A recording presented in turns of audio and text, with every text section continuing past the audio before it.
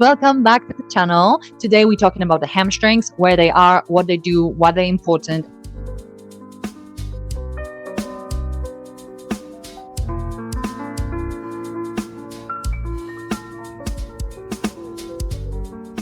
Hamstrings. It's actually a group of three muscles. Your bicep femoris, which is the workhorse of hip extension and knee flexion, located in the lateral part of the posterior thigh. Here we go. And semimembranosus and semitendinosus, which are a little bit weaker muscles of that group, and they go through the back of the thigh medially. All three of these originate from a common tendon around ischial tuberosi, which is your sit bone. You can easily palpate the origin. They run down through the posterior part of the thigh and attach in a V-like way to posterior knee. So hamstrings are super important in knee health and knee stability. Hamstrings are responsible for hip extension, so moving the leg backwards, so moving the leg behind the body, and also the knee flexion, which is bending of the knee, pulling the heel to the sit bone like so. Strong hamstrings help stabilize the pelvis, just like adductors and hip flexors, which are essential in preventing falls, just like hip flexors, which you can learn more about in this video over here.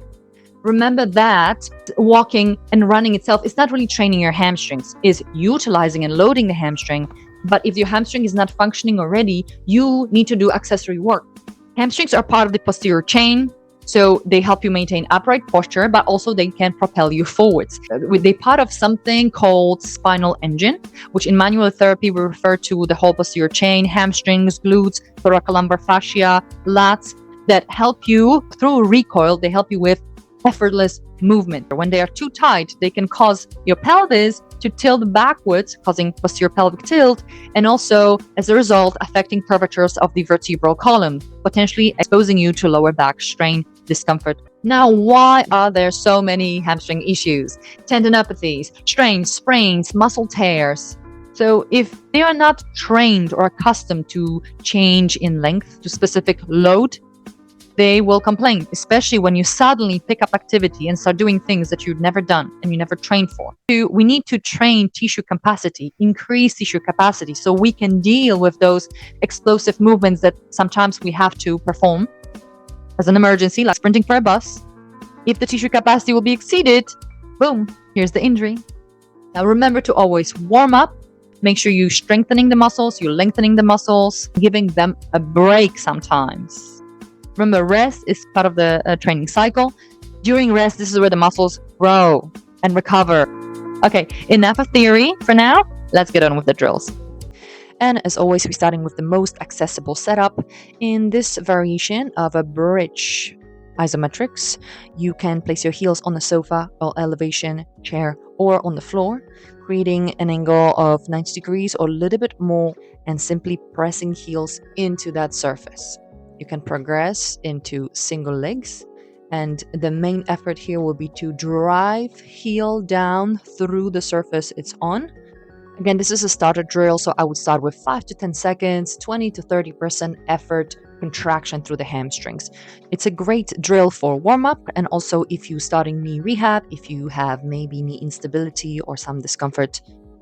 Now, wall bridge is technically a progression or variation of the previous one. So lie down on your back, place your feet on the wall, and elevate your pelvis like so. Adjust the position so you're not too far from the wall. Notice how my knees are over my hips in elevation, and feet are a little bit higher than the knees. So you're actually positioning yourself in a posterior pelvic tilt, and you are at the top of the bridge. You are driving your feet downwards, like towards the floor. In this way, your hamstrings are positioned in a short state. You're driving your feet down, which means you're activating that knee flexion against resistance. You've got gravity to also challenge your glutes and hamstrings. And then you're slowly repeating that rolling motion. Here I'm demonstrating with my hands how I'm peeling one vertebrae after another, bone by bone, going slowly all the way to my upper thoracic sort of shoulder blade area. Get to the top of the bridge, glutes are active, posterior pelvic tilt, head and upper back are resting, and you repeat. So you can start with this. Progression will be to again head to single leg work. Same principles apply, but now it's only one foot driving down that wall towards the ground. You will also feel the lateral part of the working leg through your glute medius and potentially also obliques as we're trying to stabilize pelvis in space with only one-sided support. Much harder for that hamstring, for that working hamstring.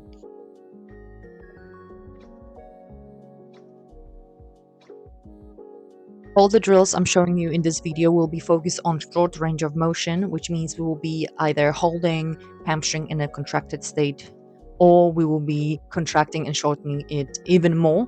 So we're not doing any deadlifts, we're not doing any hinge motion. That will come in the future videos.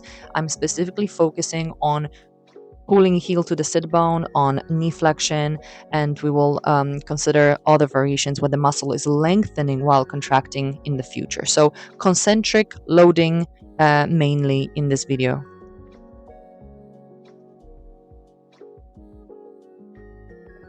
Now let's take those hamstrings drills to another level. You are using a roller for this one. And notice how the angle in my knees is actually more than 90 degrees. And you're trying to now focus on actually shortening the muscle so it's no longer an isometric. If you will position yourself in that way, like I'm showing you here, pulling your heels very closely to your sit bones, you will actually find that maybe you will get to feel the cramp a little bit sooner. You will find threshold wrench to which your hamstrings are accustomed to. Even holds like this, single legs marching on the roller may be challenging. If you can progress to single leg hamstring curls, see how you feel. Great drill for a warm up, but can leave your hamstrings feeling a little bit sore. Now, plenty of variations with this one here. You can use gliders.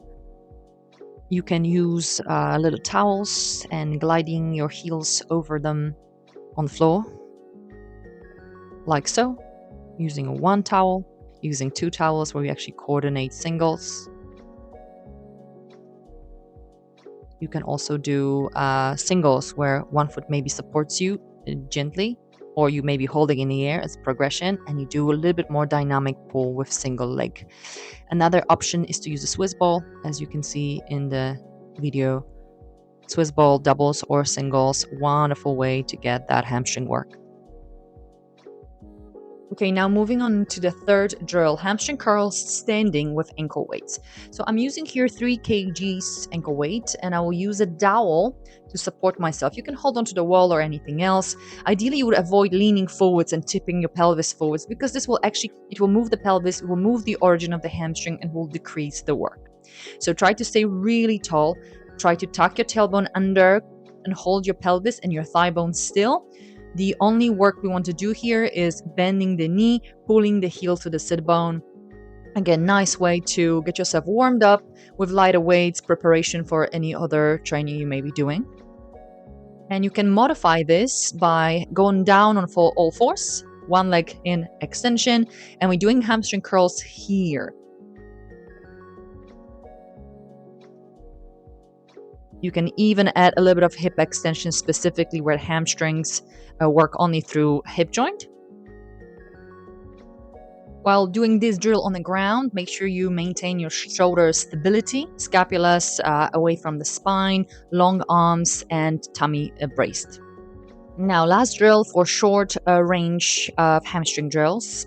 We are going into a lunge setup with tailbone tucked under and nice long spine, using dowels that I'm driving into the ground so I can irradiate and stiffen my body a little bit more. The only action we want to do is knee flexion. So again, we're pulling heel to the sit bone. I am maintaining the same position in the hip. I'm not leaning forwards, okay? So you don't want to create anterior pelvic tilt and again lengthen the hamstring. You want to keep hamstring as short as possible. Again, you will lift the foot, and at some point you probably, if you squeeze hard, you may feel again cramp. Okay, it means that you again found the threshold, the limit of your control. We need to push that threshold a little bit further, get that contraction stronger. So those are simple lift-offs.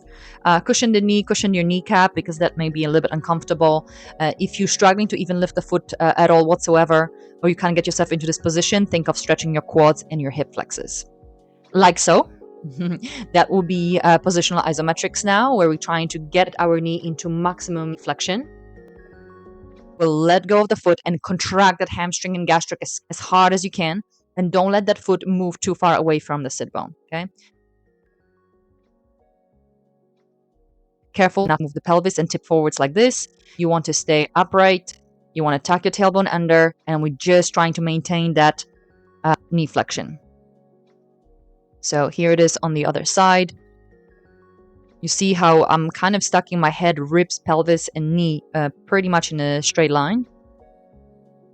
And that is a little bit more advanced positioning, just because many people will simply have too much tightness around the hip flexors and quads to be able to perform this fully. If, because of the shoulder, you cannot pull the foot towards you using your hand, use a strap. And yes, because you're pointing the toes, you may feel gastrocs, your calf muscles cramping a little bit too. Repeat, repeat, repeat. Hold 5 to 10 seconds. You will get better at this. You will notice that over time you've got better neurological control over the muscle, and it won't be cramping as much. That's it for today, guys. Hope you are ready to implement your hamstring drills into your weekly routine. And now that you know what hamstrings do, go to this video here on glute medius, which is again another very important muscle to pelvic stability and preventing lower back pain, and yet it's so undertrained. Keep up your accessory work, and I will see you next time.